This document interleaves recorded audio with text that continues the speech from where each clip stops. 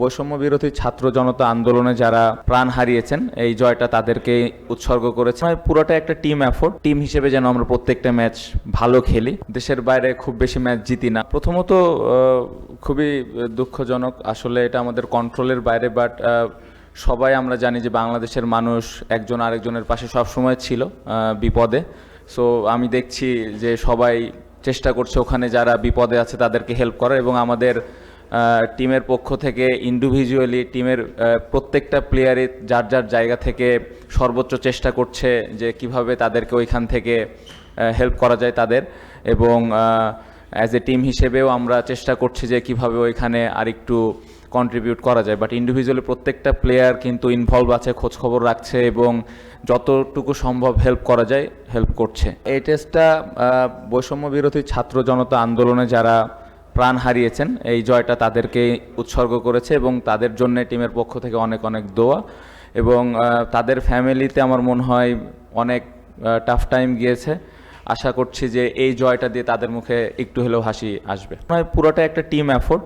অবশ্যই মুশফিক ভাইয়ের ইনিংসটা আউটস্ট্যান্ডিং ছিল, অবশ্যই একটা স্পেশাল ইনিংস যেটা আমাদের টিমটাকে একটু আগায় নিতে সাহায্য করেছে। বাট ওভারঅল যদি আপনি পুরো ম্যাচটা দেখেন, ব্যাটিং, বোলিং, ইভেন আমাদের ফিল্ডিংটা যদি দেখেন, পুরো একটা টিম এফোর্ট ছিল। এবং আমি অ্যাজ এ ক্যাপ্টেন হিসেবে যেটা সবসময় চিন্তা করি যে টিম হিসেবে যেন আমরা প্রত্যেকটা ম্যাচ ভালো খেলি, কখনো রেজাল্ট হবে কখনো হবে না, বাট আমরা যেন টিম হিসেবে খেলি। যে জিনিসটা আমার মনে হয় এই ম্যাচে একদমই আমরা প্রত্যেকটা বক্স, ম্যাক্সিমাম বক্স আমরা টিক দিয়েছি। সো খুবই ভালো লাগছে। যখন দেশের হয়ে মাঠে নামেন, আমি যতটুকু বুঝি অনেক ডেডিকেটেড একজন মানুষ, টিমের জন্য জেতার জন্য যা যা করা দরকার সব কিছু করেন।